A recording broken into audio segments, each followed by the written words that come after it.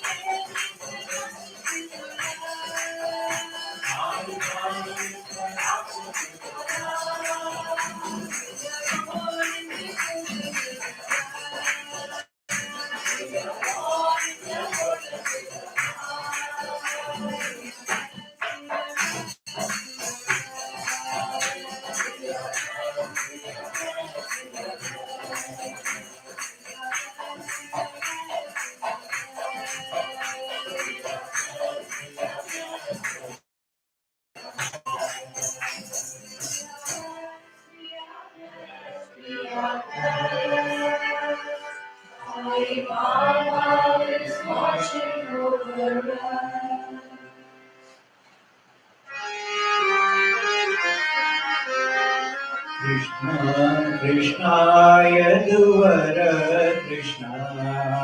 Krishna, Krishna, Yaduvara Krishna.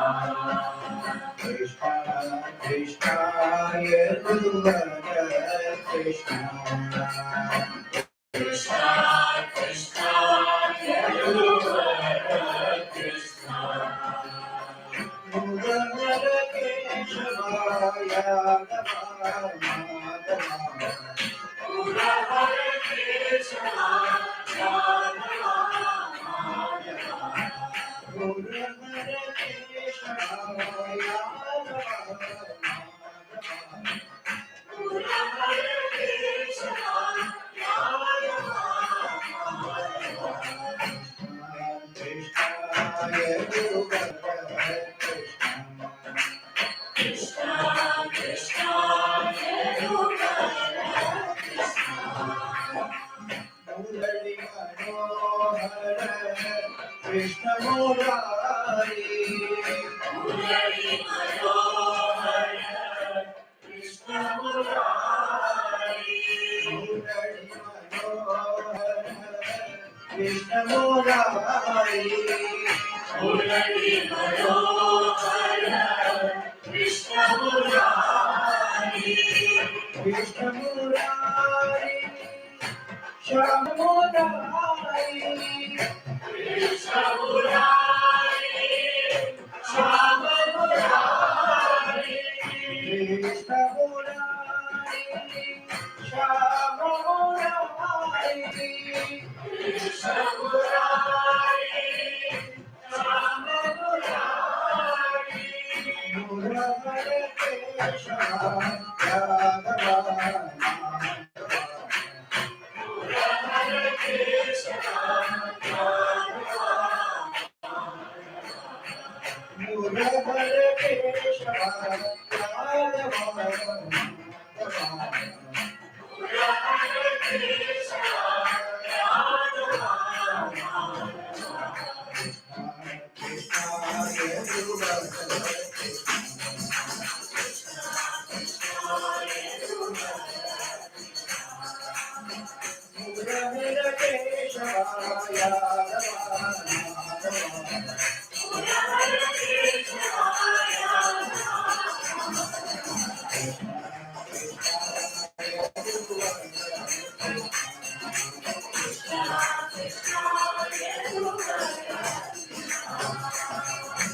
Krishna, Lord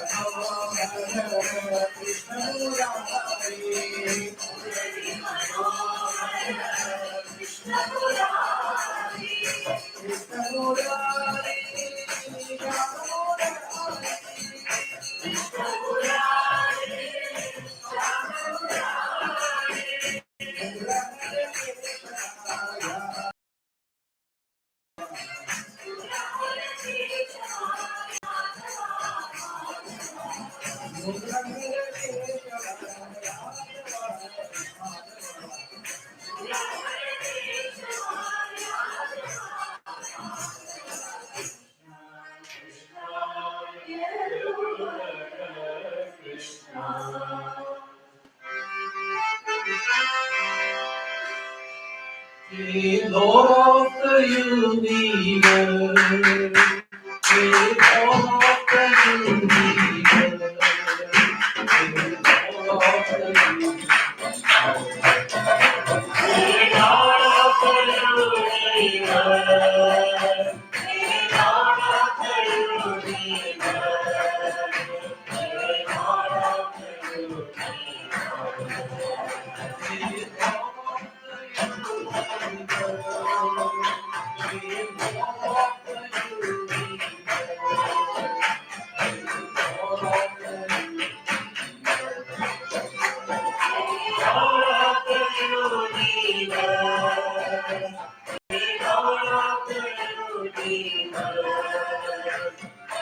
Lord of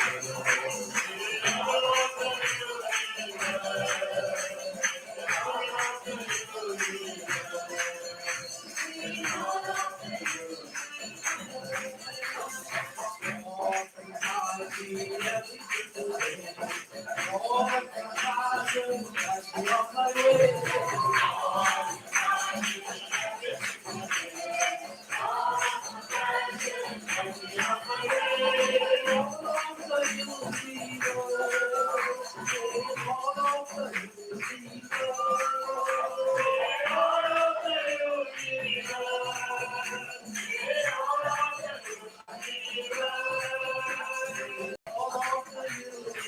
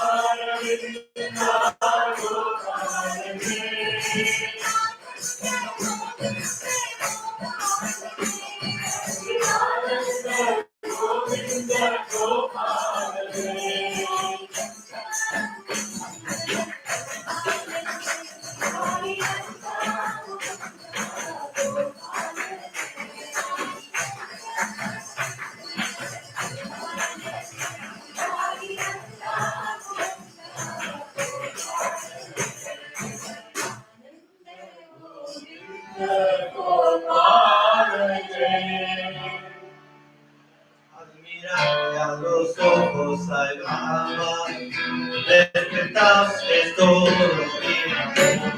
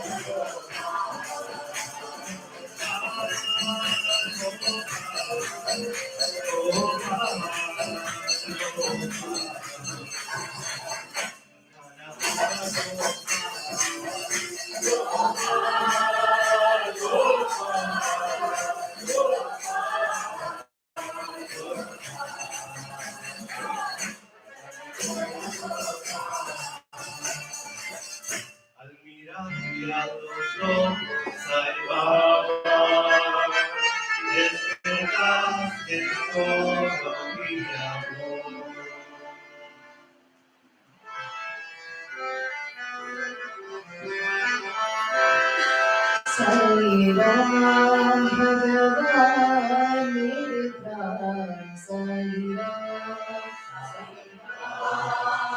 Bhagavan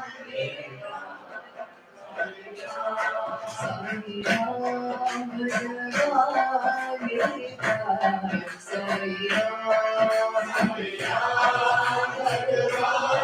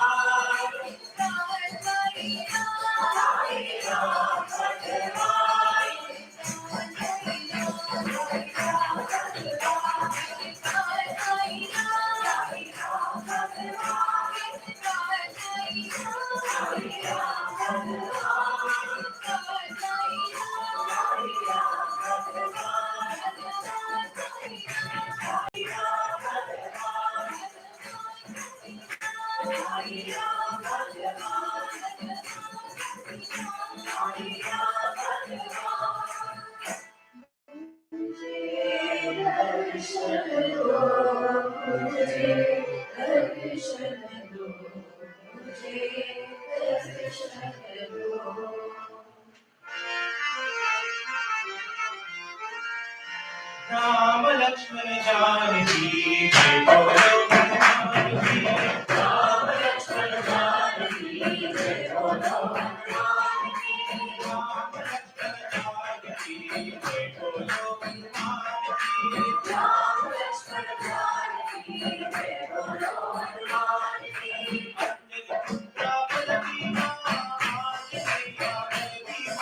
Anjali पुत्र बलवीरा आंजनेया बलवीरा।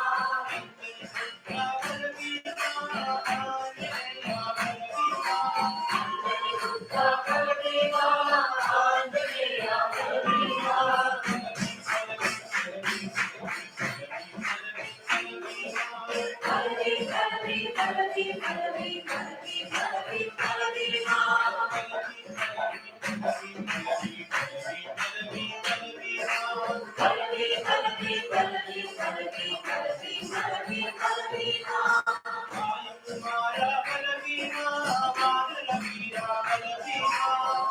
पुत्र बलवीरा Anjaneya बलवीरा।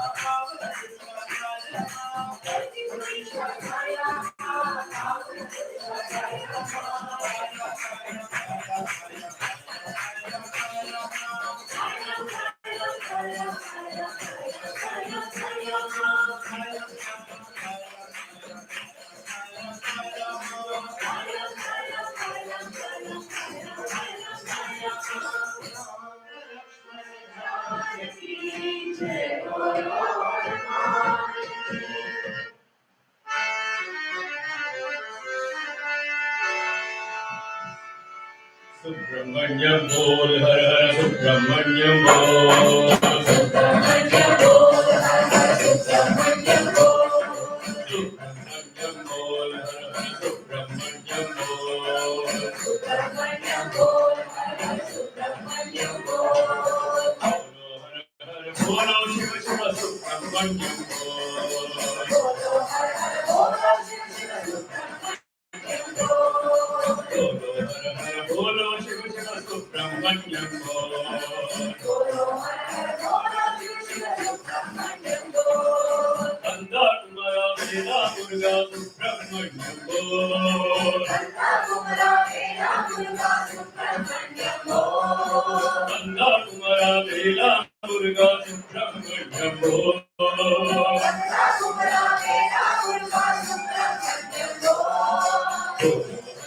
Bolo Shiva Shiva Subramanyam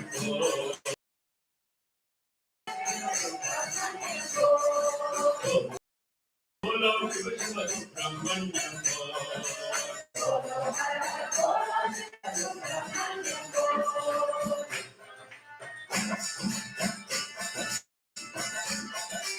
Subramanyam Bol Hare Hare Subramanyam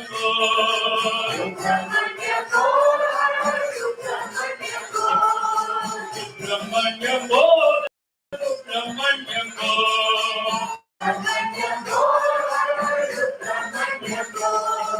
Shanmukanatha Sharavana Deva Subramanyam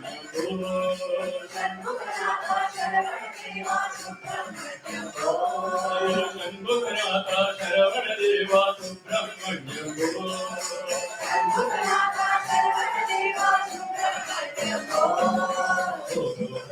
Bolo Shiva Shiva Subramanyam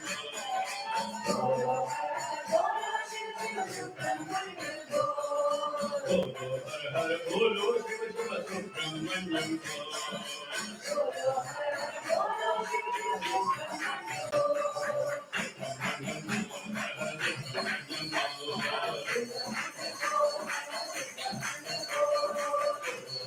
Bolo Shiva Shiva Subramanyam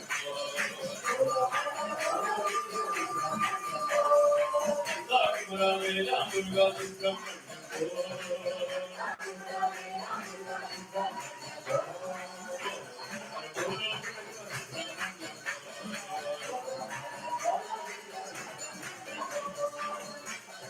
Bol Hare Hare Subramanyam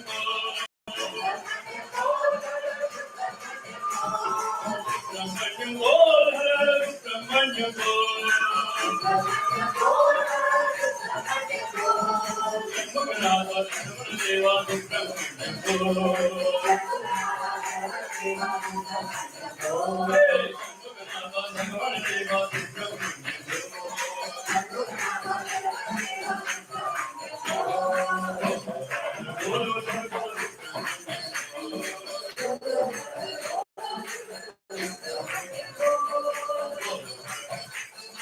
Subramanyam Subramanyam Bol Hare Hare Subramanyam Subramanyam Bol Hare Hare Subramanyam Subramanyam Bol Hare Hare Subramanyam Bol Hare Subramanyam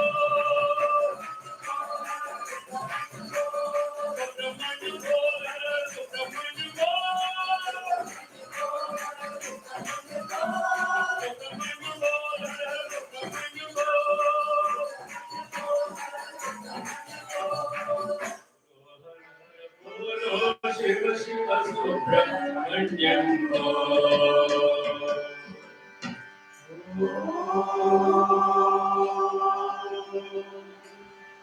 Shanti Shanti Shanti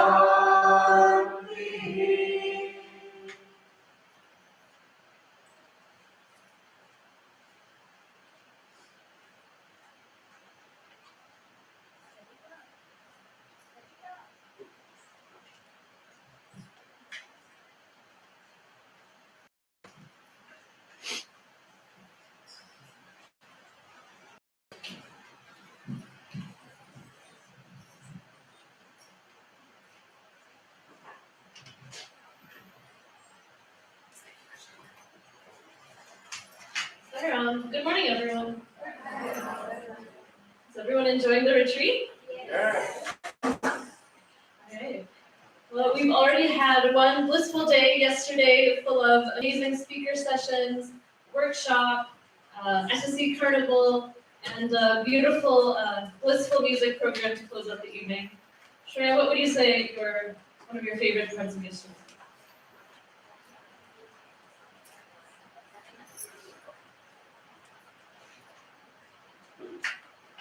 Like, Okay, so definitely the bead making station where I kept dropping all of the beads 4 times.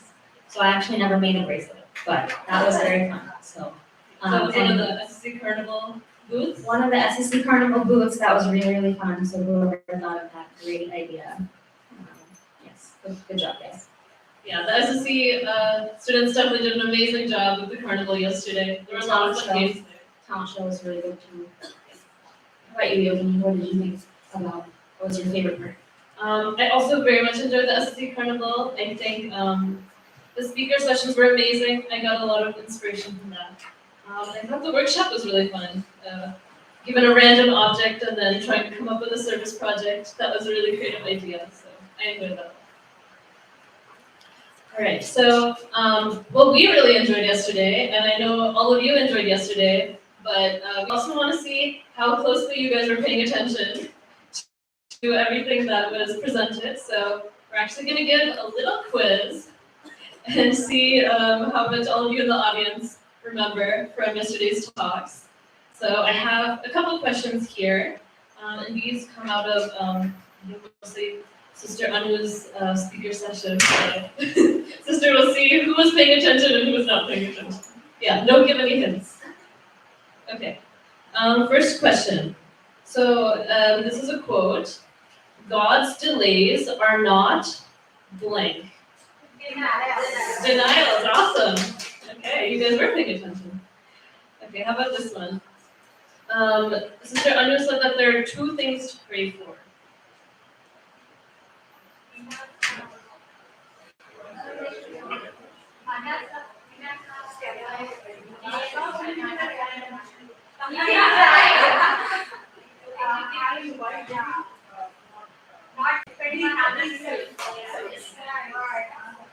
Very good, yeah. Okay, how about one more?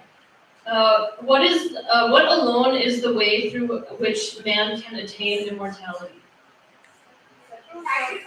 Sacrifice, awesome. Doing really great. Good job.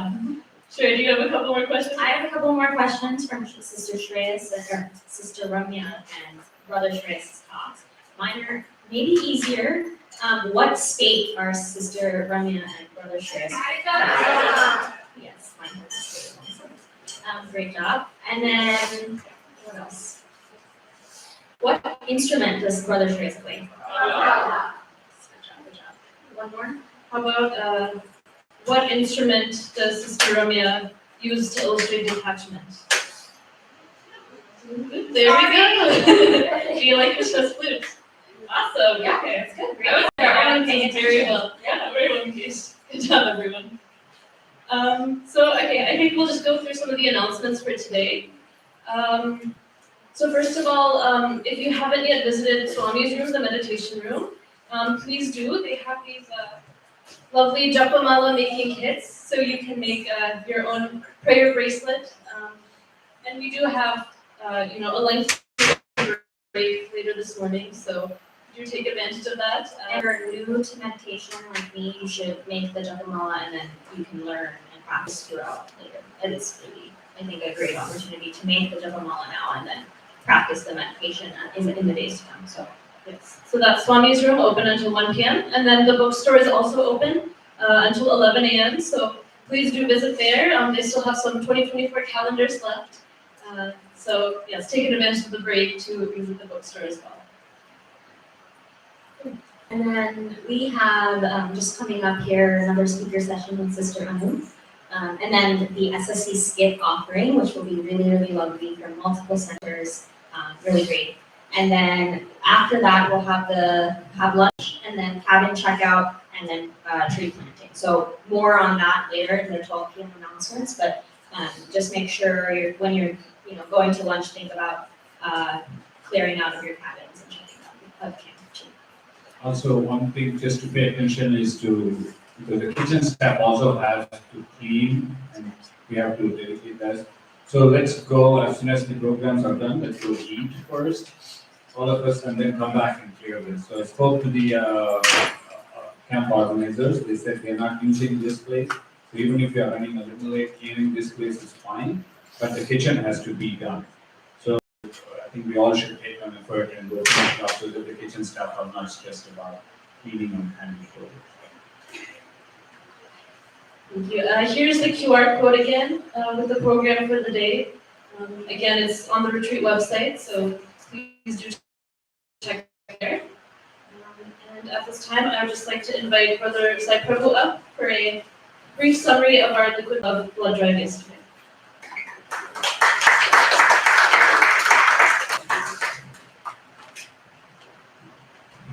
My humble pronounce of the lotus feet of Bhagavan Sri Sathya Sai. I want to first thank Swami for giving us this opportunity every year to do the Liquid Love Service project.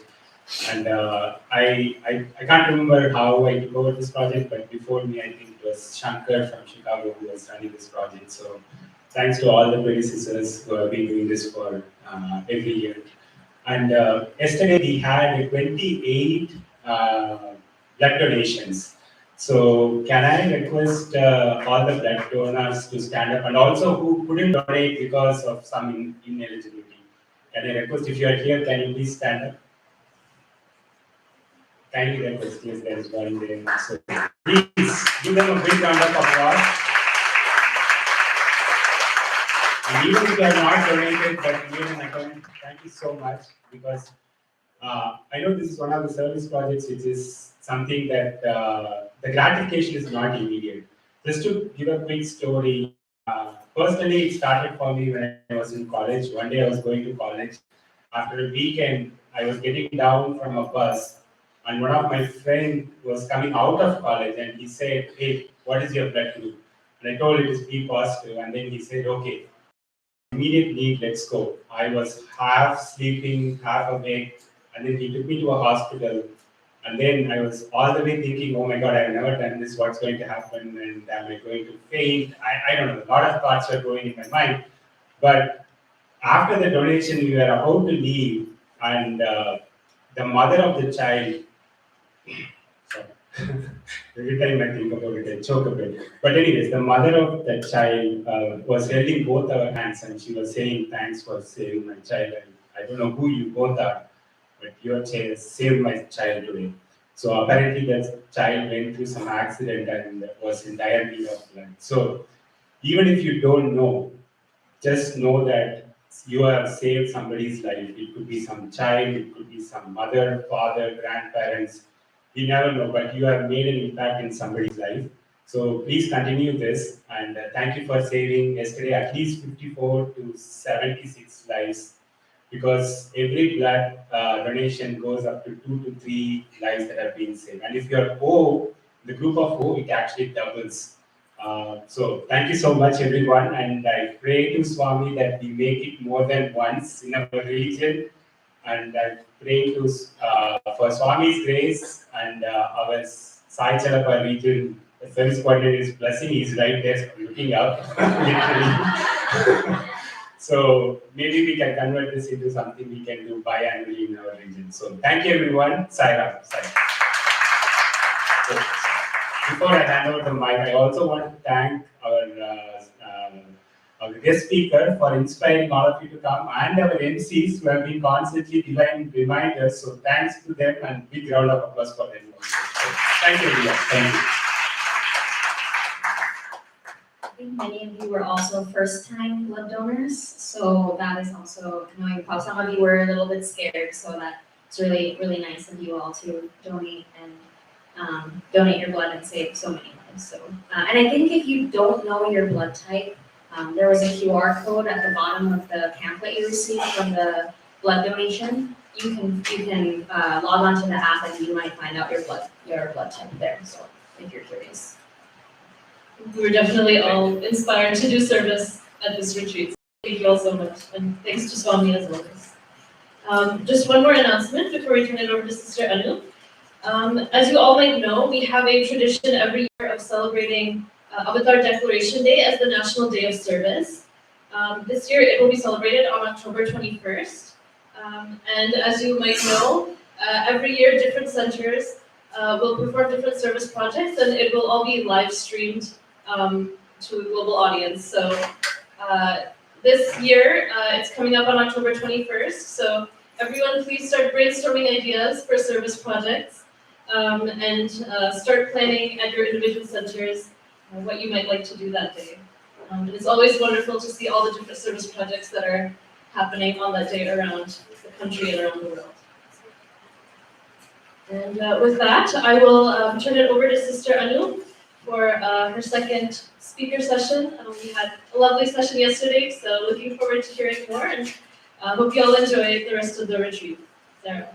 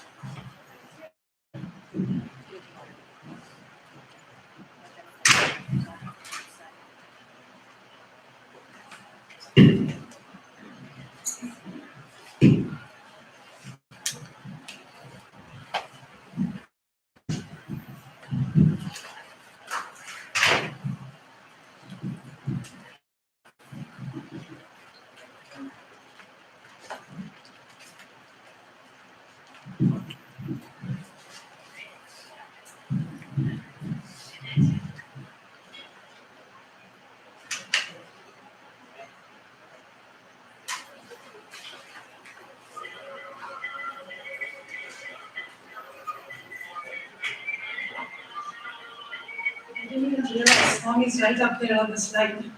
Yesterday I was looking at the PowerPoint on my laptop. Offering my prayerful salutations and regards to my district. Respected elders, brothers and sisters, what a beautiful retreat this has been. Once again, a huge shout out to all the leadership here in Region 5.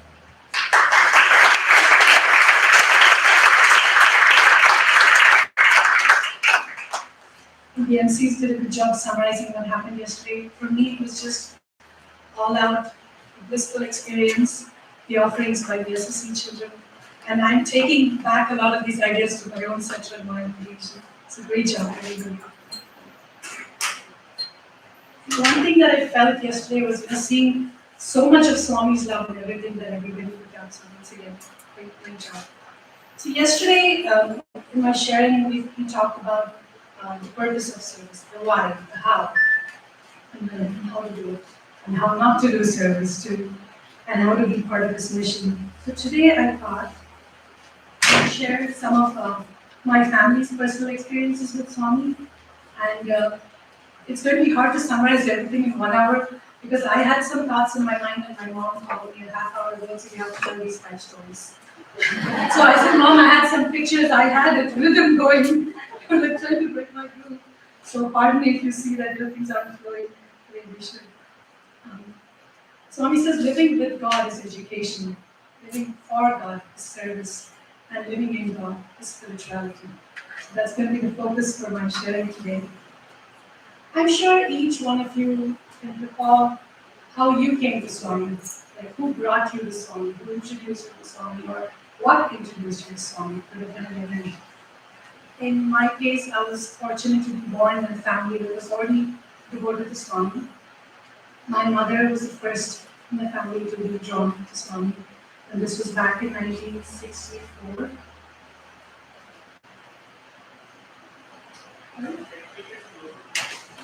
This was back in 1964. My mother was then working at the Trust, Port Trust, chairing the Port Trust. And it was a Saturday afternoon, and we were going to work, and one of her colleagues, and I should mention her name because we should always be grateful for the person that brought us to Swami. So if you're here today, think about the person that introduced Swami to you and offer a manasiva thanks to them, just say thanks to them.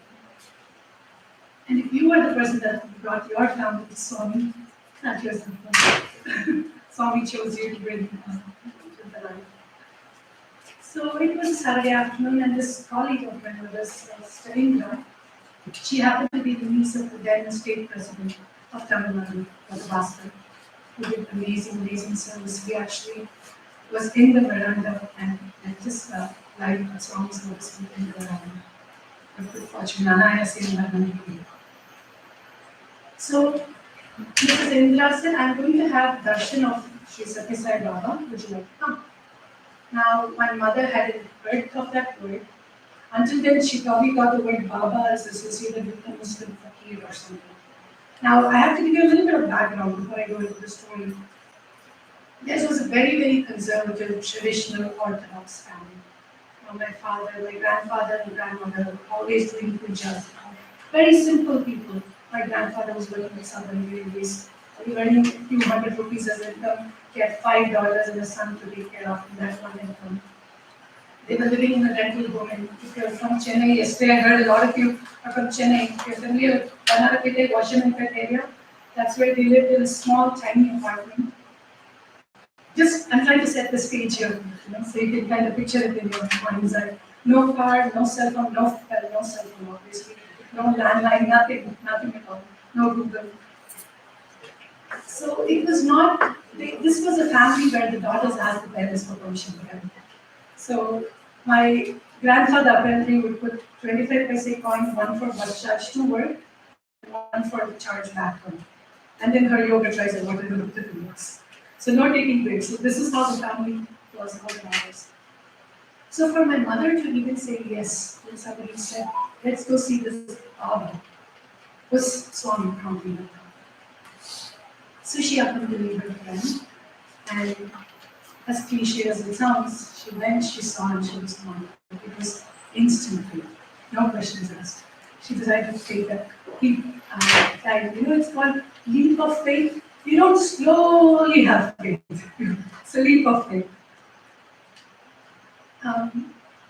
So that evening, after having Swami's darshan, doing this and coming back home, she got late. And like I mentioned, it was a conservative family, so it was past dusk, as they say, Sathya Sai. My grandparents are prancing back and forth from the porch.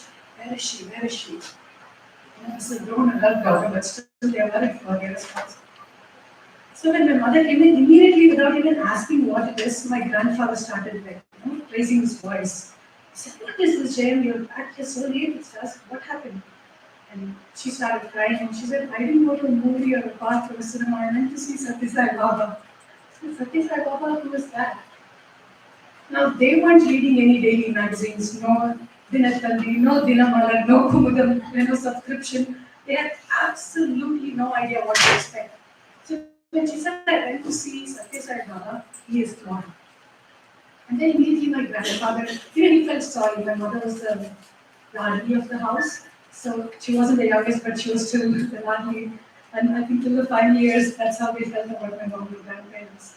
So he felt very bad that he raised his voice and shit, right? So he said, just to appease her, he said, oh, is he here tomorrow too? And she said, yes. Apparently he's going to give darshan in a place called Maita House. If you're from that area, you know, Shri Venkateshwara, when the Lord Swami is going to give darshan the next day. And he said, we'll all go. The whole family is going to go. Again, he did that for his daughter, right? But this time had come to Swami says, even if 100 horses for you until I even, you cannot come to me. So his time had come. So my mother's first darshan was in Sai Nivas, Perambur. Now a lot of you may think Sundaram is the happening place in Chennai, but Sai Nivas has been in existence way before that. So that is where she had her first darshan. And so the second day it was a Sunday, a holiday, so everybody's home. Everybody decides to go to see Swami, and this was I love that. I'm just trying to give you an idea of distance because they didn't have a car. So think about the distance. And my mother's eldest sister was physically handicapped. She had a polio attack when she was very young. So within the house, the way she would move around is by dragging herself. And when she had to step out of the home, she would use these surgical boots. I've seen her go through that. It's a process. She needs somebody to help her put them on, and you have these iron things kind of that really push that area. And she always has bruises, leather boots. And you'll understand why I'm giving you all this graphic detail. So the next day on Sunday, the whole family went. One of the sisters was already married and she was living out of town in Mumbai. So the four sisters went to see Swami with the grandparents. Now, just in that one day, my mother had developed so much faith, enough faith to prod my aunt to say, when Swami comes in front of you, everybody call him Swami, and when he comes in front of you, ask him about your handicap. Now, maybe he can cure you. Now, he's a saint, maybe he can cure you. So my aunt is sitting right in the front, my aunt is sitting back of him, and my mother's name is Ram. As Swami is approaching the area, my mother is calling her, Kapu, Kapu, Kapu, ask the Swami, Kapu. And my aunt is a little, this whole thing, that overwhelming presence of Swami, that huge apron and those days, there are some pictures, his hair was so beautiful. When we sing Alankritikesha, we have to really soak in each word we sing. And Swami comes and stands in front of my aunt, and my aunt can't bring her words. She's so overwhelmed by this love. Swami is all she got to say. And Swami says, Swami, she takes the Padma's. So even before she could say anything, this is how the family interpreted it. I know you have this handicap. I know your shoes are there. I know this is going on. Swami is always with you. Now, the choice of words. He didn't say, Swami chooskuntan. I will look after you. I'm always with you. That applies to each one of us here. Yesterday, I was talking to some of you. You were sharing how you're going through challenges in life. Swami is always with you.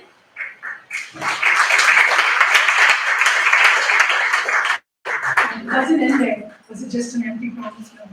So this happened on a Sunday. Swami blesses her. She takes Padmaskara, gives her booty, and then they go home. The following Thursday, a registered post arrives in the mail. It's an appointment letter for a job for my aunt. Up until that time, she had been applying for several positions. Even before she could show up to an interview, they would write a reject letter saying, oh, she cannot handle this. She slipped and fell, when she came for an interview. She cannot handle this. She got an appointment out of the 40 days, seeing Swami on a Thursday. Swami is always with us. Slowly, each person in the family developed their own personal relationship. I'll start with my grandfather.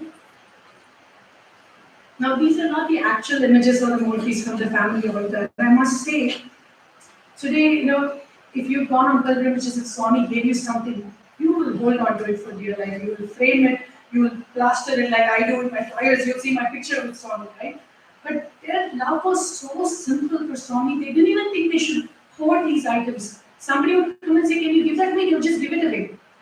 That's what Swami says, right? Always giving, that's how they were. So this is a picture of the 68th Jagat Guru Shankaracharya of the Kanchikam Pitapitam lineage.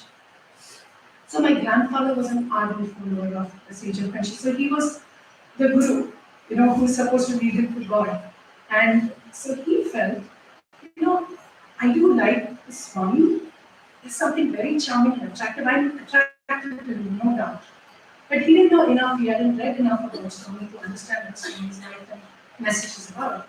So he felt, am I dishonoring my own guru?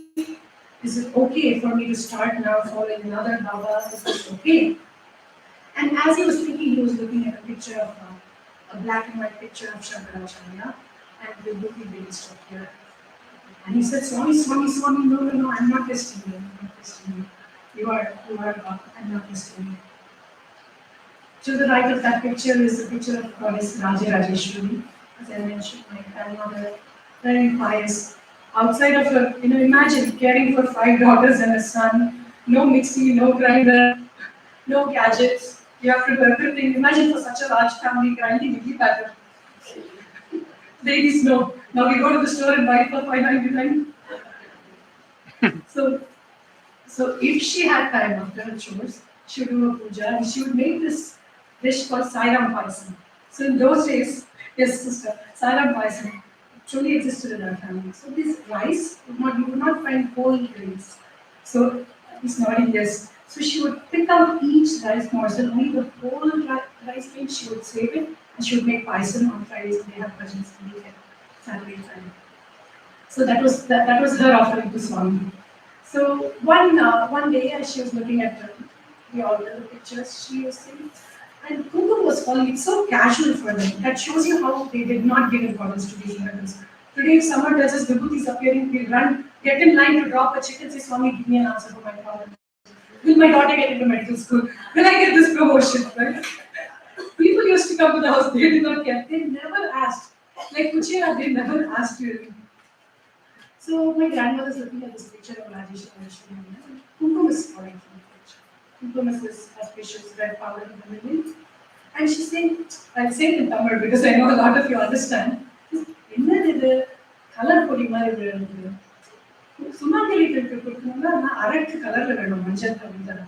So she's saying, what is this color? It looks like rangoli, like color powder you use for decoration outside the house. I cannot distribute this to like somebody's magic women. It has to be that deep maroon color of Swami's Simhasana right there. And she's saying that is how the color should be, right? It's almost like saying, look at this Baba, what kind of color is giving. Innocence, that purity is also on itself. And as she's looking at this picture, the family is looking, the color of the kumkum changes and it now falls in the Now we've all been to Niagara, we've been to Vrindavan Gardens, the music changes and the color changes. They witnessed that.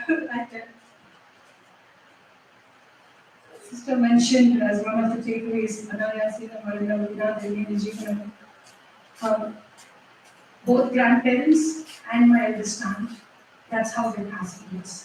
You can tell by the way someone passes how they get there. Okay? So this is one of the stories my mother insisted I share today.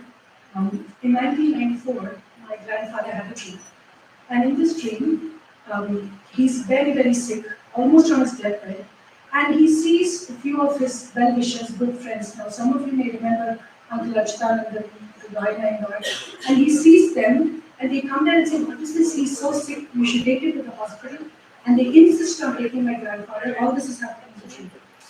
They put him in the car, and they take him to HM Hospital, which is right by Suburban. So, and they take him there, and they admit him. The doctor says, oh, we need to look at him. And they start to leave. Then the doctor calls them back and says, I'm sorry, he has passed. And all of this is happening in the dream. They say, I'm sorry, he has passed. And they feel very sad. They take the dead body, put him in the car, and they, on the way, they start to pick up a huge rose garden to offer. They come home, and my mother describes this. She said, they used to have these benches, wooden benches. They bring him home and put him in the bench, and they are starting to feel sad. And then they notice there is a chit by somebody's altar. And in that chit was written, I don't know the exact wordage there. There is an assignment given to him. I have given him 4 more years life. To this day, I don't know what that assignment was. Like, there wasn't an assignment. Swami only knows what that was.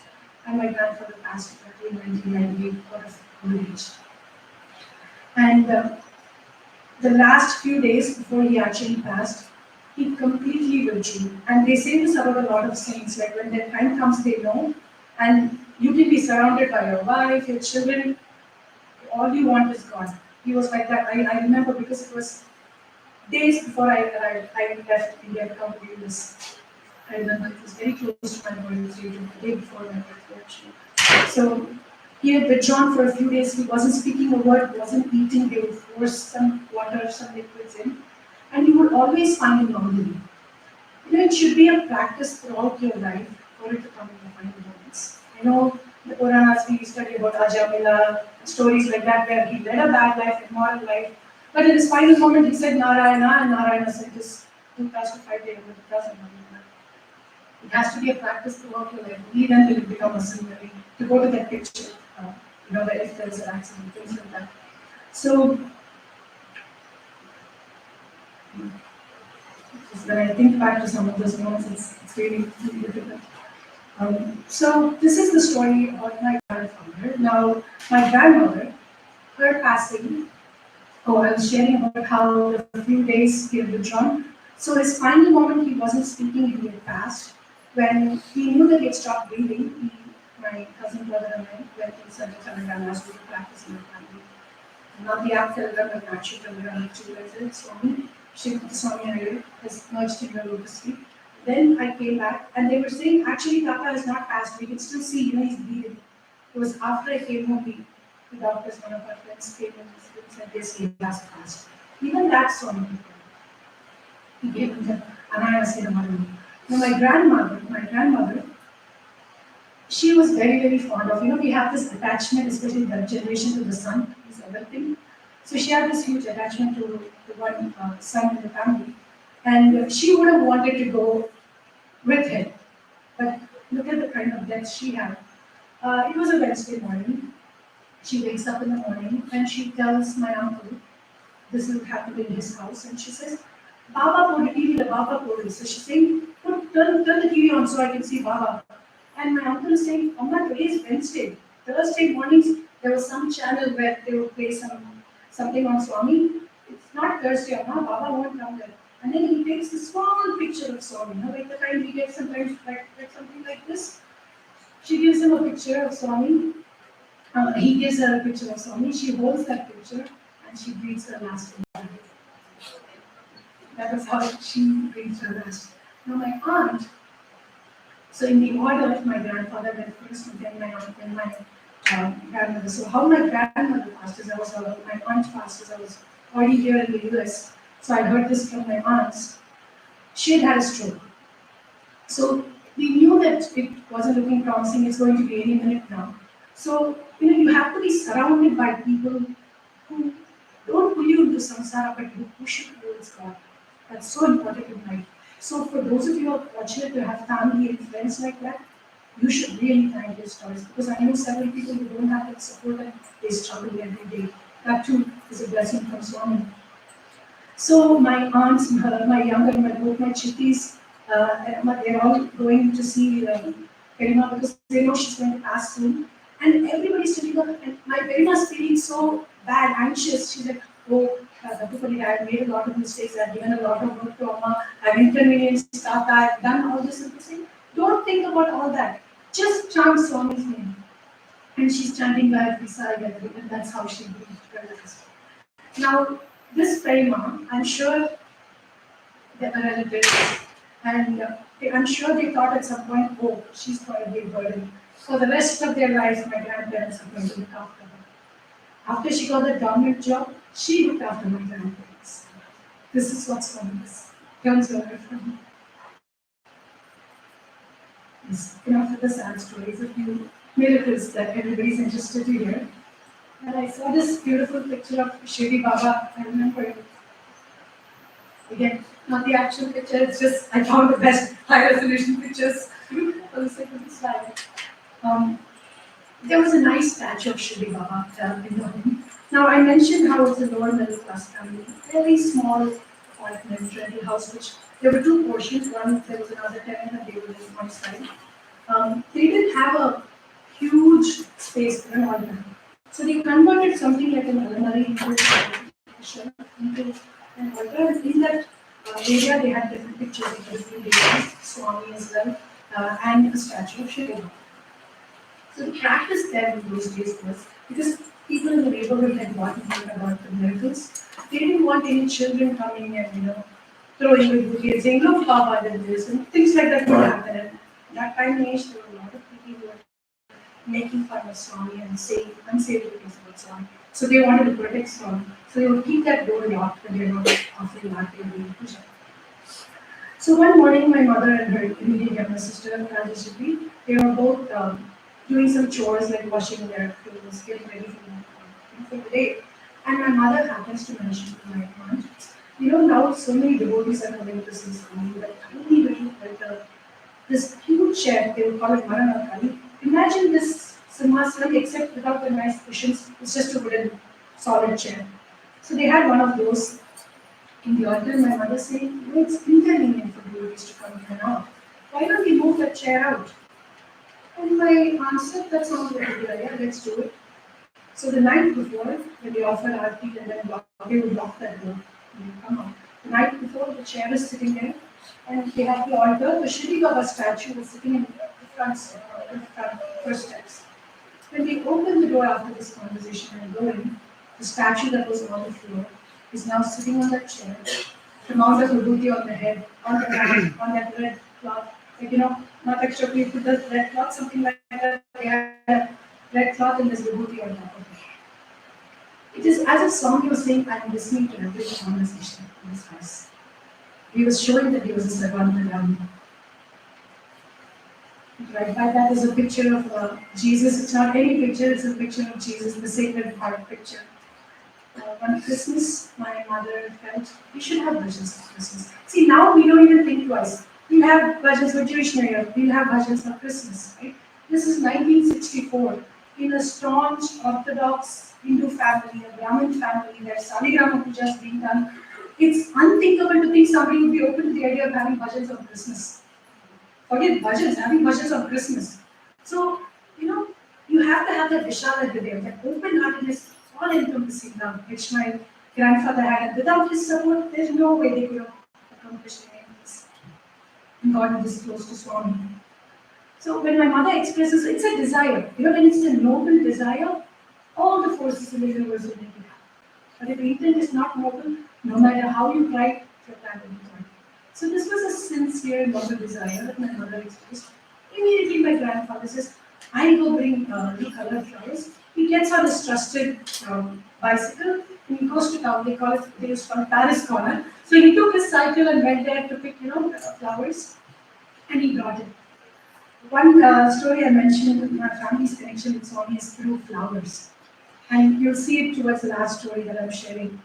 The reason I put up these slides is, it's so difficult to comprehend, to explain what happened 45 years of my life. And my mother's now 81. She came to Swami when she was around 20. It's difficult to, capture all of that in 1 hour. So my grandfather goes and buys his flowers and comes. They would make these Tumbuku garlands. I don't know if any of you have seen it. I should have put a picture of that. It's really tiny. Each flower is the size of my pinky toe. Imagine making a life-size garland for someone. Now, this is not the typical flower that you ladies may remember tying like that. You can't do that. You definitely cannot put needle to thread to do this.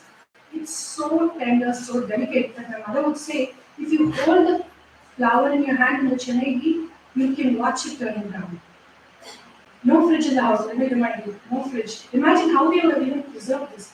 We lose power for a day and we panic like, I can't function. We don't have electricity. I think, if I remember correctly, they would use the stove, that's how they managed. So they would make life-size garlands. So these flowers are white in color. In fact, they would say Italy should be a Kumbhaku white. So these white garlands, it will be boring to have just a plain white, right? So my grandfather would buy these color flowers to attach in the middle. Just picture it in your mind's eye, this string of white, and then this orange, and there's green and orange, and then this white. So they would do this.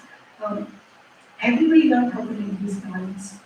How they learned and how they even knew this such a thing existed is when they were going to Patti, they would see these aunties, these permanent resident aunties by one of the sheds, private shed, and they would make these garlands. See, even in small things like this we should learn. They did not want to compete with them and take away their opportunity. They would say, when Swami comes to Chennai, we should offer these garlands. They never once tried to do that. So whenever Swami would come to Chennai, they would make these garlands. And Swami used to stay, this was before Sundaram happened, so this was in Venkatamani's house. Sushilamma and Venkatamani. You may have read about them in Satyam Sundaram. Their son was named Ishwar, which is why my mother named my brother Ishwar. So she would hear Swami calling him by that name all the time. So they would make these garlands and offer to Swami. So when my grandfather brought these colored flowers, they made the garland and they offered. So when bhajans happened, because the altar is so small, they would sit outside and have the bhajans and then go inside to offer aarti. So when they went inside to offer the aarti, imagine this picture, Sacred Heart of Jesus, covered with the dusting of the baby. Now, I haven't seen this, but the way I picture it in my mind is if you park your car by the lake, by where there's a lot of oil, your car has this full blanket of yellow or white, and then you've seen sometimes children try to scribble on it. So that's kind of how it looked. A dusting of the booty, and then with the finger, someone has written the Tamil letter Om. Tamil letter Om and a cross. Again, let me remind you, this was before the Sarvadharma symbol came into existence, before the concept of unity of faiths. Let us sing Sarvadharma bhajans. There was no Sarvadharma stupa, no symbol, nothing. And Swami was again acknowledging that you had a noble desire. You wanted to please Swami. So he says, all are one, be alike to everyone. And you actually tried to practice it. And he was doing that. There are several again, how do we capture all of them? Yesterday my mother was reminding me that it was not necessarily during Shivratri, because every Shivratri they would go to Barfi as a family. One time when they went to offer Aarti, again picture this in your mind's eye, there's a picture of Shiva all in this blue. And then you have the Ganges, a shower of Ganges coming from here. The way my mother described this, torch at Kiramari, like it's as if you're using a flashlight. Exactly where the Ganges is on his head, Vibhuti is falling like that, like a shower of Vibhuti. And they would just give it away to people. Again, I'm so glad they didn't get carried away and they passed that down to the future generations too, because that is very, very important. And she was telling me sugar would materialize from these pictures. In fact, day before yesterday when I left home, I had brushed one ready as I was getting ready to get in my car to drive to the airport. She comes and puts a piece of sugar. She says, when you travel, when you go out, you should take sugar. So Swami was again blessing, auspiciousness, right? Shiva, so he was blessing of sugar materialization. He kept proving, I am privy to every conversation you are having in this call. And naturally, when something like this happens, no matter how much someone tells you, but when you have your own experience, nothing can shake that. Like if I tell you, are you sure that is your mother? You'll say, of course that is my mother. So it was like that kind of thing. Of course that is my God, that's my personal mother. And this is a story my mother did not want me to read. So all of you must be familiar, especially those who are SSC teachers here and Yamidal Sugar with the SSC program. When Swami was a young boy, he wrote and enacted, well, he was a director, he wrote the script, and he acted as a protagonist. Krishna, name of place, Chaitanya Chestana. It's magic words. So the family knew that this story was really dear to Swami. It's the first ever story he wrote. So they wrote the entire script in Telugu. You may wonder, I'm speaking so much Telugu. Yes, I am born into this Tamil family. My mother learned to read and write Telugu so she could write letters to Swami. And in those days, not all discourses would have a translator. So, you'd have these main functions like Shivaratri, Navaratri, Dashara, where Swami would have a translator. But she wanted to understand everything Swami said without somebody else paraphrasing it. Now, some of the quotes we read, Swami did not say it like that. Man is getting in and using his own wisdom and he thinks, God may have made a mistake, let me correct him grammatically and put it together in a nice package and sell it to the audience. A catchphrase. But things like love also will help better than Swami himself is.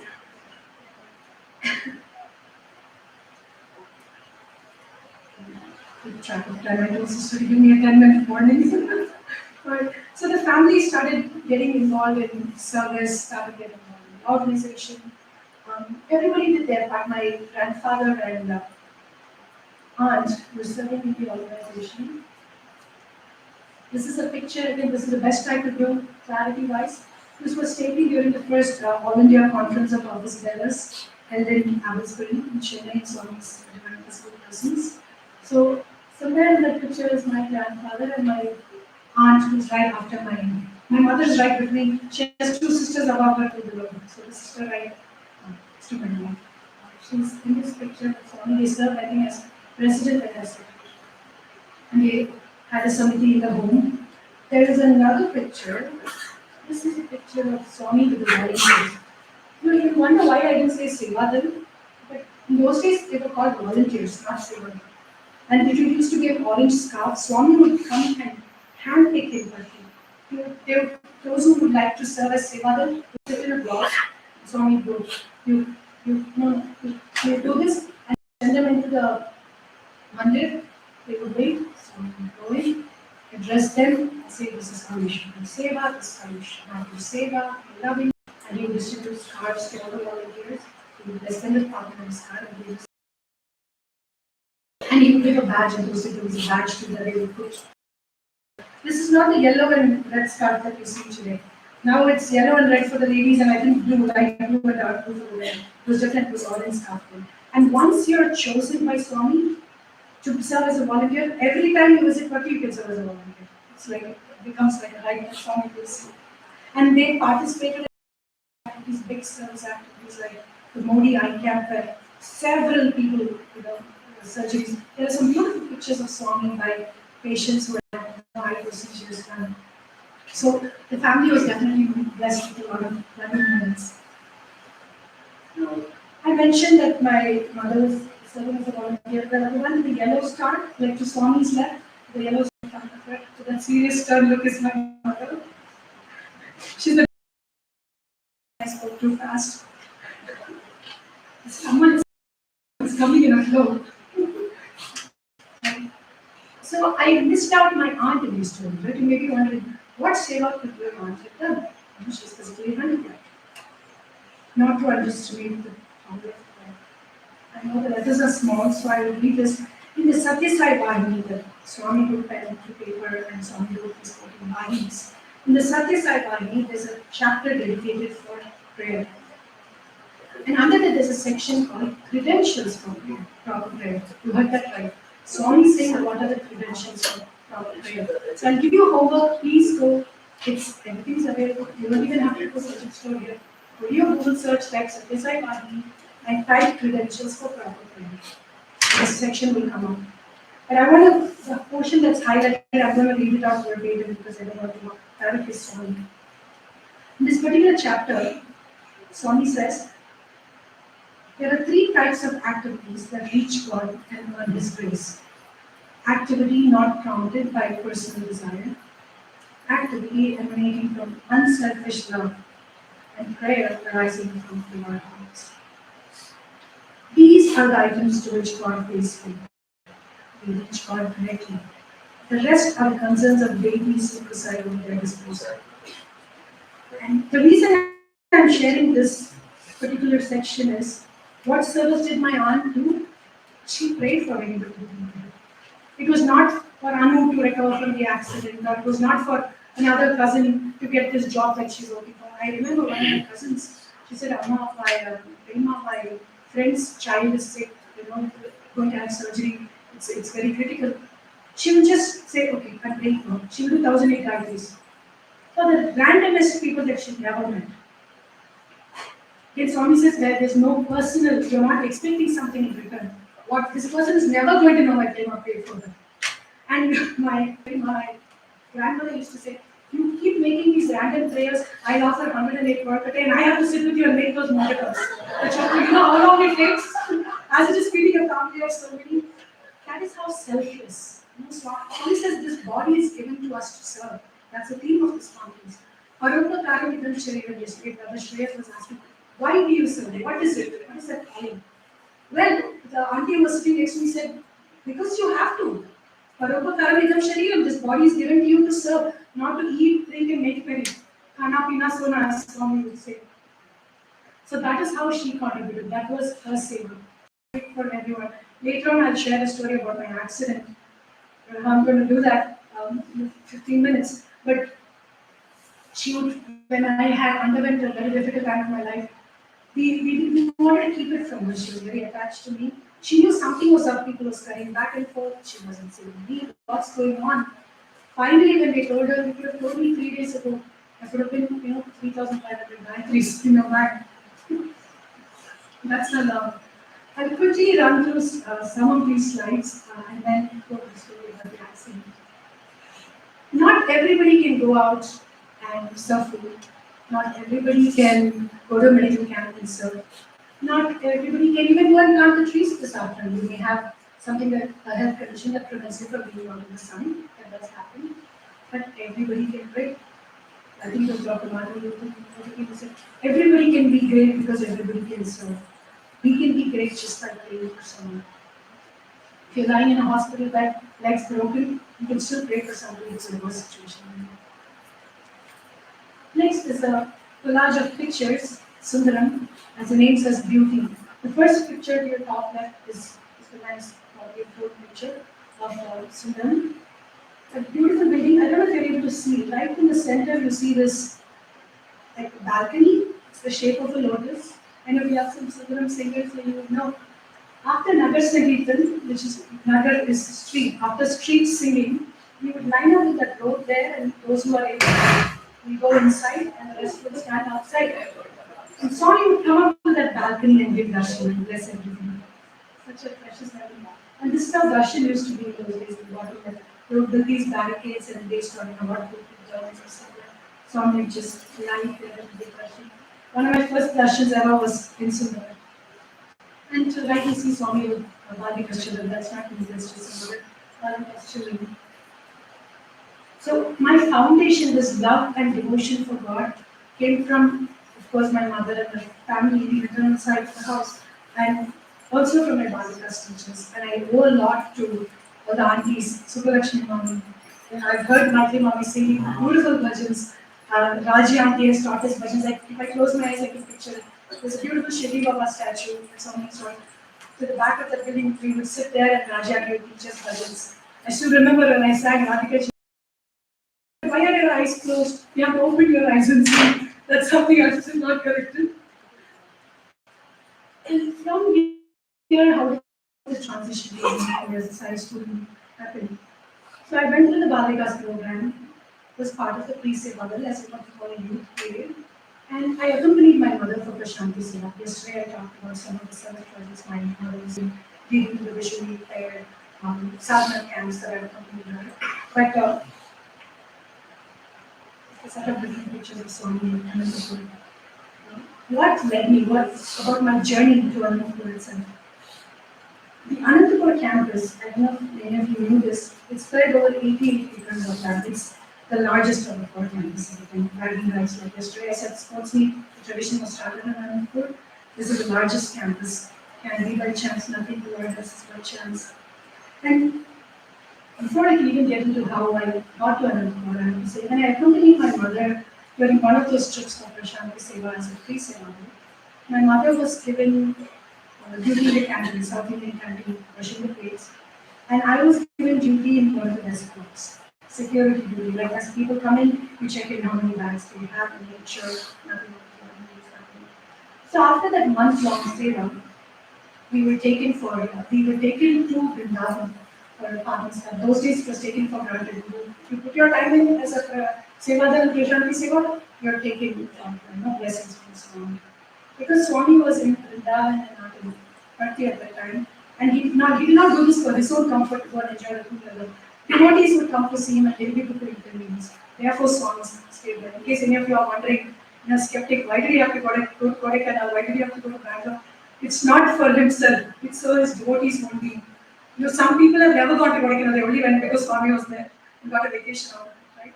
Again, that too is his giving nature. So we were taken to Vrindavan for Padmaskar. And as we were waiting for darshan, Swami came out. That was a long story, but I'll skip that for now. I had offered a letter to Swami saying, Swami, I would like to become a student. Because in the security duty I did, I interacted with some Anandapur hopefuls who had come to give their exams. And I realized, oh, this would be an opportunity for Russians and Russians to be molded by God. For lack of a better word. And I really wanted that. That desire was there. So I offered the letter to Swami. Swami took the letter, blessed me, used me to follow the card. So excited I came back and applied for intermediate, which is 11th grade. Got admission, returned to work. Extremely homesick. For about a week, all I did was cry and write letters, dozens of letters. And after about a week, my parents gave me, they showed up there, and they took me back home. We got a earful from the Himmatha man, his principal. saying, you think this is a lodge, you just come down and pick up when you want, go back. For the next 2 years, I regretted my decision. Sometimes you have to make a mistake to realize I shouldn't make it again. Right? Maybe, you can say that only if you've done that, you can say, I did that and I shouldn't have. So 2 years later for undergrad, I told my mother, I'm not going to apply anywhere. Now I see some youth here, I see parents who have children out of college or who are just out of college. Have any of you kids applied to one college and one college only? Nobody does that. I can say that right, the only college I applied to was Swami's college in Anantapur. I was like, if Swami chooses not to give me a seat this year, he'll give it to me next year. He has to. There's this beautiful poem that Swami said. It's a long verse, I won't go into that now. He says, once you've made that determination, don't go till God gives it to you. So thankfully, Swami was gracious enough to accept me and give me a second chance. That's how I became a student. And these are some pictures of the Anantapur campus. On the top left is Swami in the corridor. The stairs, I know many of you have seen the boys come and check pictures and Swami's doing this and that. Swami gave just as much love to the girls. We just didn't get to go around talking about it as much. That is Swami in the foyer in the college stairs. And to the top right is Swami in the college library. I think I met Pushpa Man's niece here. I know she's here today, his sister. She was the assistant warden there. And the librarian also. The bottom left is Swami again in our foyer. You see that beautiful mural. If you see the pictures, there's a hummingbird in the back of that wall. That's from the Anantapur campus. And the bottom right is a jhula that was decorated in the college. The college is a circular building in the center in the quadrant, and Swami would sit there and talk with students.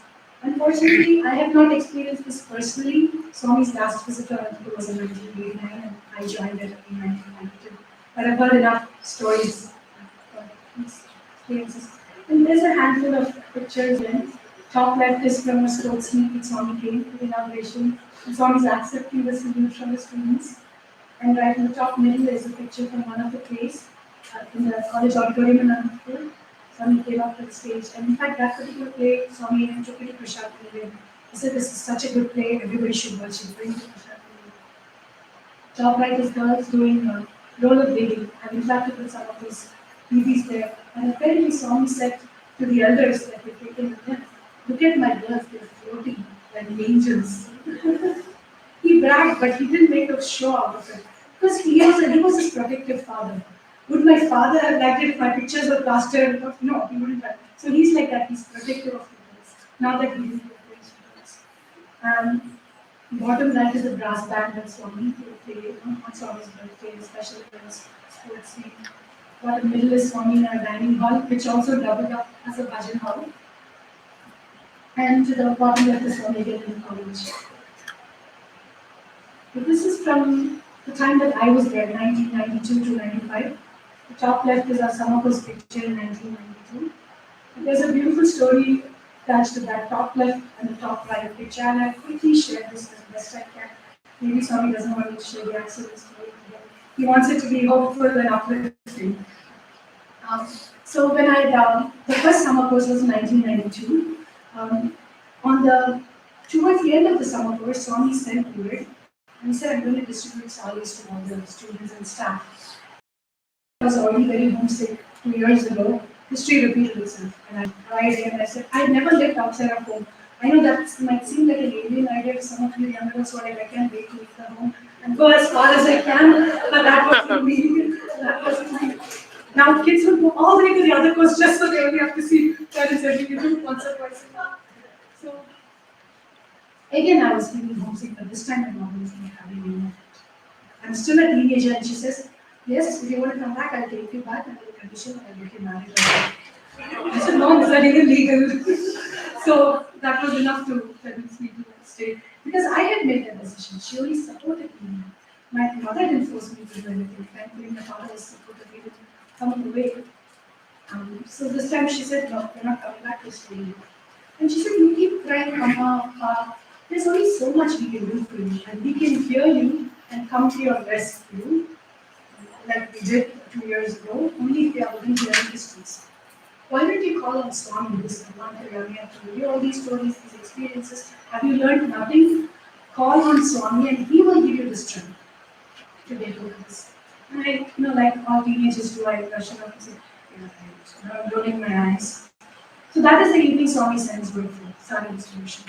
And you may remember if you've seen the darshan videos, devotees would sit in rows facing each other. Swami would walk through those rows and distribute the saris, fake letters.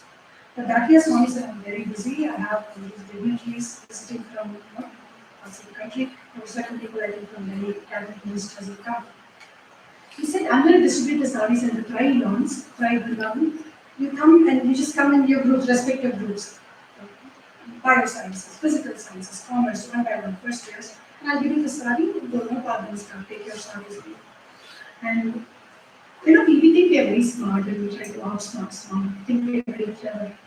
So I'm waiting in line, imagine Swami's there, I'm waiting in line, there are 2 or 3 girls in front of me, and in that split second I'm thinking, I'm so homesick. Swami, you can't send me away to a as if he's sending me to a dungeon. You can't send me away where there are partners. Come on, I deserve. So Swami's distributing the saris, my turn's about to come up, and I come up with a plan. And I decide, when Swami hands me the sari, I'm going to collect it. Nobody's paying attention to me. Who's paying attention to me? All eyes are on Swami. Then he gives me the sari. I'm going to accidentally drop it by his feet. Accidentally, right? Accidentally. Totally, that could have totally worked. But for Swami. So I dropped the sari not once on his feet. I would drop it by his feet. And then you pick up the sari. Oh, it was an accident. No, I pick up his feet. Nobody's going to notice. Who am I trying to outsmart? The Lord of the universe. Swami hands me the sari, and there's a mini tug of war. He's not letting go, I'm not letting go. But I make it sound like it was not, it was just a few moments, but Swami made eye contact. Like, I know what you're thinking. I know what you're thinking. Then I collected the sari and then he gave me there are some cute pictures of Swami and then he gave me that look. Of course, at that moment I was disappointed. I was thinking, I am to get a father's card. But there was a deeper lesson. My mother had just told me earlier that day, call on him. He knows your every thought. I had had this thought. As the thought was manifesting in my mind, he knew. And he came up with a counter thought. So that is the sari I'm wearing in the top right. So we distributed it during that summer course. And summer course is in May. My birthday falls in July, close to Guru Purnima. Unlike the boys who can go on their birthday to get their blessing, because they're only taken there for festivals. So if your birthday falls close to Guru Purnima, you can sit for blessings during the festival that you're taking there. So I was wearing that sari and I was sitting there waiting for blessings. Swami came up there. There was another birthday girl sitting next to me. Though it wasn't actually my birthday, because it was close to the festival, I was sitting there. I had a holy rice, sacred rice, and some toffees for Swami to bless. Swami takes that and he puts it on my head, allows me to take part in this card. And then he says, I'm going to say it in Tamil again because you may have seen a few clips of Swami speaking in Tamil, like when he went for the inauguration of the water project. Swami will talk like he doesn't know Tamil, right? Not only did he know Tamil, he knew the dialect we used in our home, in a Tangra home. He said, Appa Amma vandirukanga, good morning sir. Typically in Tamil we say, Appa Amma vandirukanga, good morning sir. Appa Amma vandirukanga, good morning sir. Mother and father have come, say good morning to them. And see, I'm still a teenager. I don't think that whenever Swami says something, there's a deep meaning. It's not quite settled yet. So what is Swami talking about? And he looks at me and the girl sitting next to me. But no, nevertheless, we are just happy. On the way to get darshan, we got some darshan, we got to speak to the Lord, and we got to touch his feet. What more can you ask for? Blissed out. Swami blesses the toffees, and excitedly, as you may remember in those days you could enter from the mandir side, the ladies would enter from the mandir side, and devotees would also enter from the canteen side. So students would enter and exit from the mandir side. It's a small flight of stairs, 3 or 4 maybe. As we are exiting, I climb up there and I see both my parents by those palm trees. They're standing there with their bag and baggage. They had come the night before they take the overnight bus to come there to surprise me because they knew I was a cry baby. They came to surprise me for my birthday and they brought some gifts for me, sweets that I like and things like that. I didn't even know. And Swami said, I know your parents are here. Again, he's proving his omniscience and that he knows everything. Right? That picture in the bottom right is from Purnachandra Auditorium, as well as the bottom left is also in Purnachandra Auditorium. That's me, I guess I look like one with glasses, but that is me. And right in the middle is Swami giving us an interview, the final years. And the outgoing batch of students got an interview. And Swami spoke to us like a father, like a loving father, and on a regular basis. And if you can see, I particularly chose this picture because Swami himself was closing the mandir door. He didn't want paraphernalia. He didn't want anybody, the boys, coming to close the door. He's like, I can take care of it. These are my girls. I want my time with them. Just the students, outgoing batch of students, the teachers. Swami closed the door. No microphones. Swami speaking to us, and our warden Chairman was translating to us. So loving. Swami gave us advice. He said, you're going out into the world. Many of you will get married. This is how you should live the life. Don't forget Swami. The only Guru Dakshina I'm asking for is that you have children raised them to be good citizens. Who will ask something like that?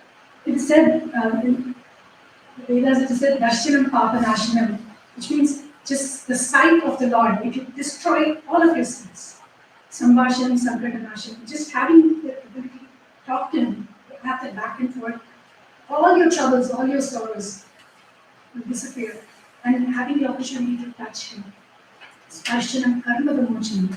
You're liberated from all the karmic points. And we discussed those stories yesterday about the Sevadar from Orissa.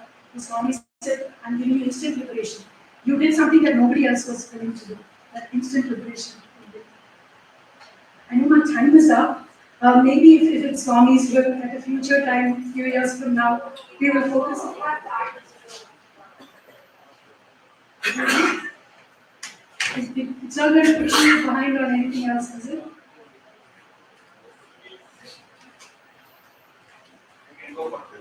Okay. Swami was very quickly as a stickler for punctuality. Let us go. The SSC program starts at 10:45 here. So wait and watch. Please, I won't be offended if you need to stand up and stretch. Please do. I'm not giving you 10 more minutes. Swami wouldn't like for me to inconvenience you. That's a disservice too. I'll try and be as brief about this. I'm going to capture this event, but I will try and do my best.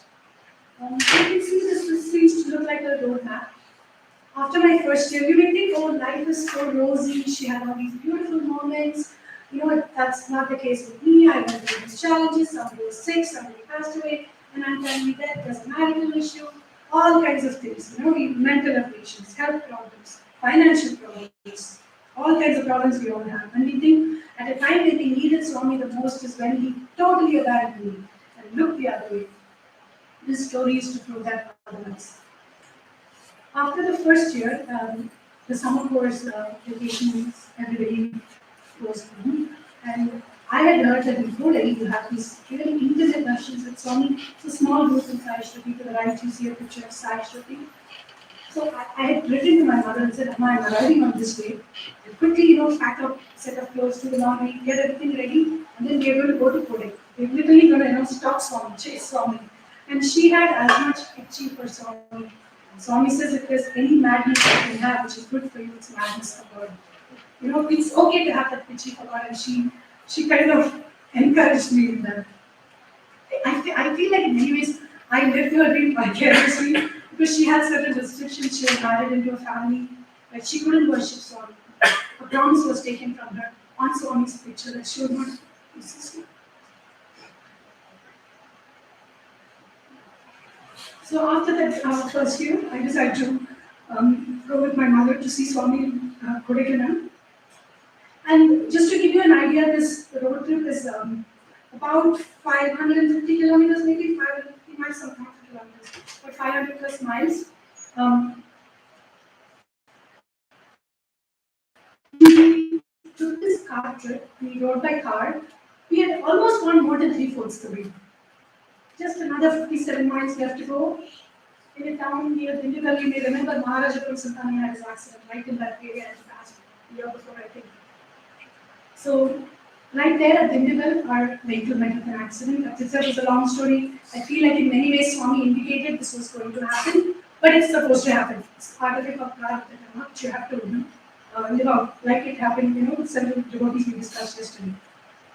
So the accident happens, and our car is hit, but I'm the only one injured in the car. And the impact of me falling on my mother's arm, her arm was slightly twisted, but she recovered from that soon. Long story short, I had to be admitted in a hospital in the middle of the boonies in Dindigal. We could actually hear the howling of jackals. It was literally out of the boonies. With great difficulty, my mother managed to take me back, arrange for another vehicle. She took me back to Chennai. It was in St. Isabel's Hospital that I was operated. Many of you, as teachers may know, Aparna Murli. She and I were batchmates. It's her father, Dr. Vijay Kumar Uncle, late Vijay Kumar Uncle, who's my women's service to Swami. Uncle administered anesthesia for me for that surgery. So the accident impacted my backside pelvic bone. I had multiple fractures. And I remember Uncle Vijay Kumar telling my mother and me that, when you're looking at your X-ray, mom, Swami's grace is there. If you connect all these broken pieces, it forms the letter S. Swami's grace is there. And he was saying it like it's Swami's grace. I'm like, what a cruel joke, Swami, And we go into that self-deprecation mode and self-pity mode. We want to come swinging, right? And we want to learn all of these things. But it was a sign of His grace. Uncle in all his spiritual maturity did mention it correctly.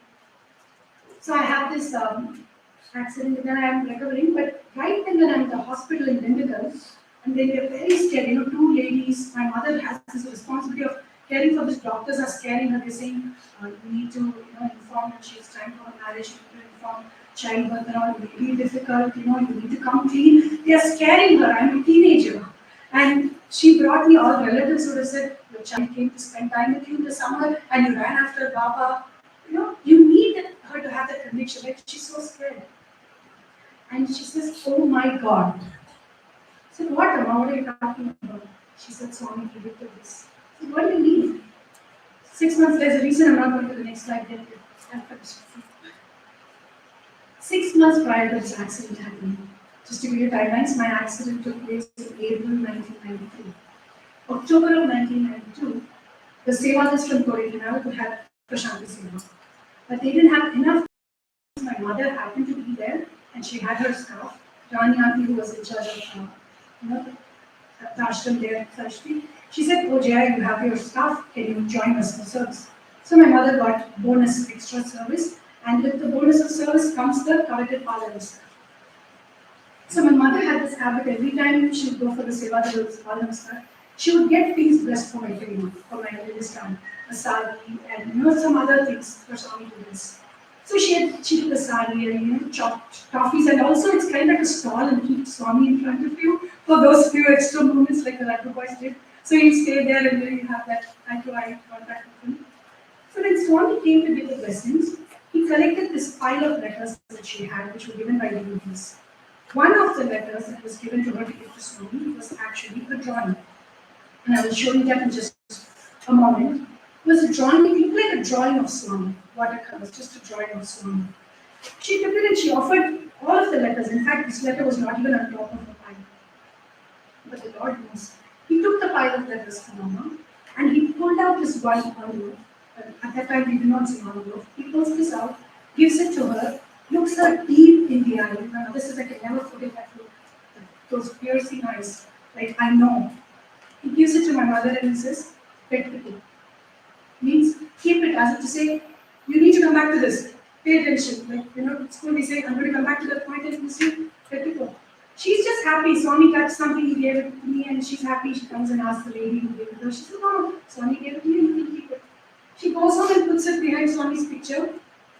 The next day she feels, oh, it's so nice, Swami touched it. She takes the envelope. She realizes it's an envelope.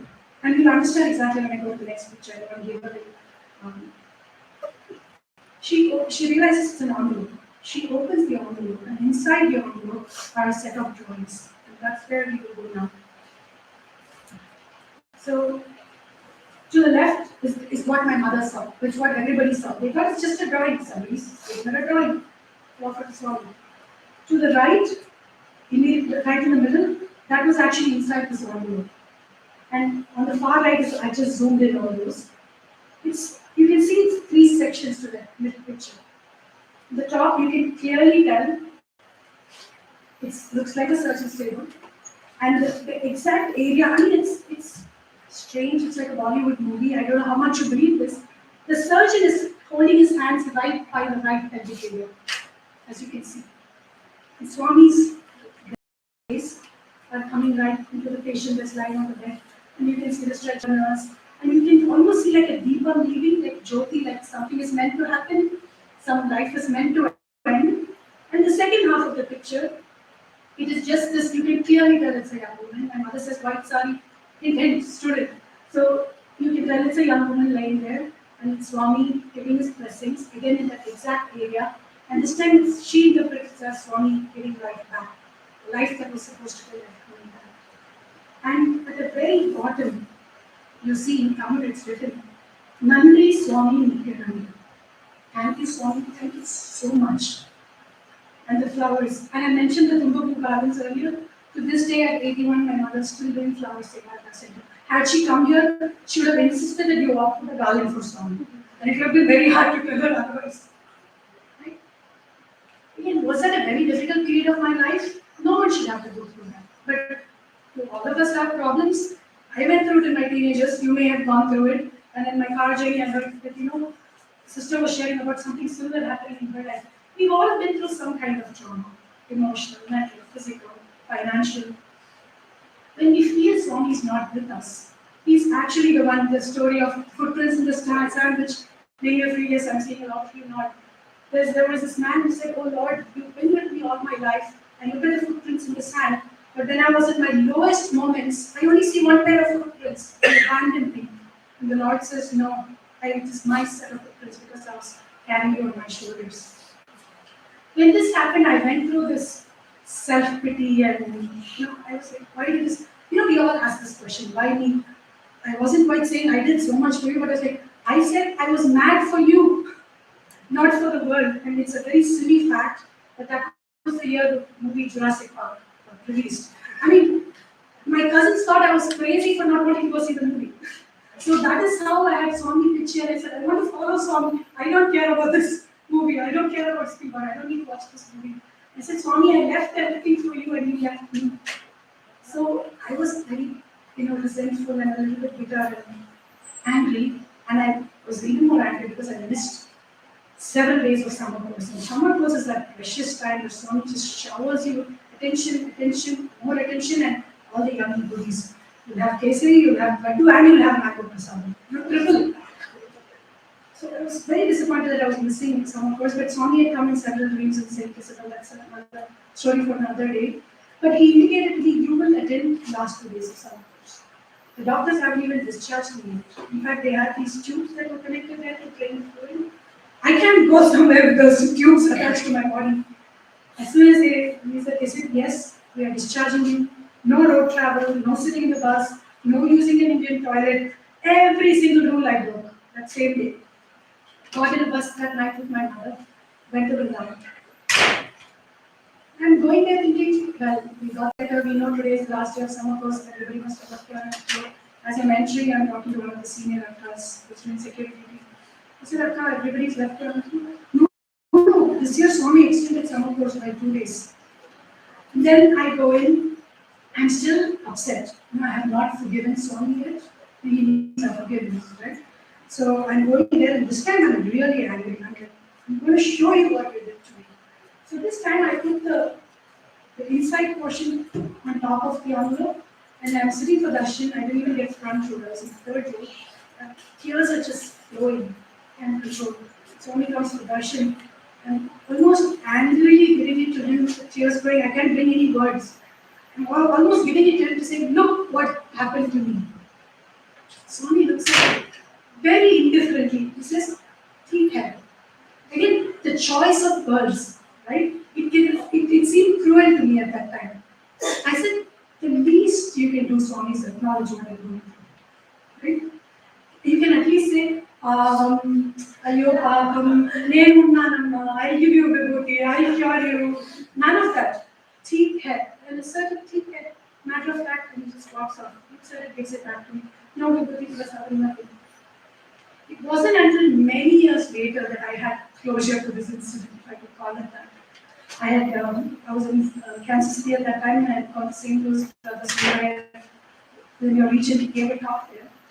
And he mentioned about the snake bite incident, which I'm sure everybody knows. Can I get a show of hands if you do not know the story? Okay, so almost everybody knows the story. You can talk to any of the others if you don't know the story. And I realized, long story short, the moral of that story, Swami tells him, with this mouth I only utter words that are true. Had I acknowledged and said that was the life of a cobra, you would have had the impact of the cobra. By saying it's a thorn, it's a piece of glass, that's what it became. Swami never once acknowledged that what happened actually did because he had taken care of it, he had handled it. And we gloss over his words, and I'm guilty of this too. He says, I guard you as the eye protects the eye. And with you, and beside you, behind you, in front of you, under you, when you're jumping the water and you're about to drown, it happened to me once. He's right there, pulling you up to that thing too. But the most important thing we forget, and we need constant reminders from others in the field, I am in you, I am also in you, I am God, you are me, I am you. We forget that. He's not in any one particular place. Let us not put him on this nice pedestal and decorate it, get nice fabric from India, fantastic decorations. Let's not put him up there. Let's take him with us when we try this part. Let's take him with us wherever we go. And he says, I am with you, in you, around you. Just as the eyelid protects the eye. He's always here protecting us. I want to leave you with this parting thought that he's always with us, as he has shown us that he's with us during this session. Thank you all for your patience.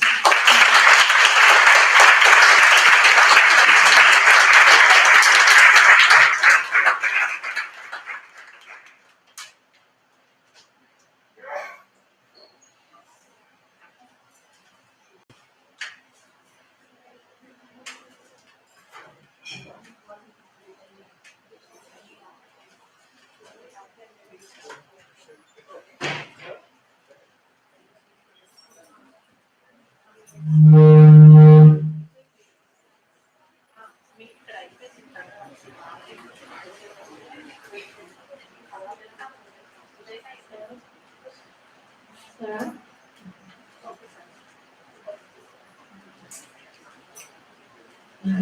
Thank you so much, Sister Anu, for sharing these beautiful stories. Another big round of applause.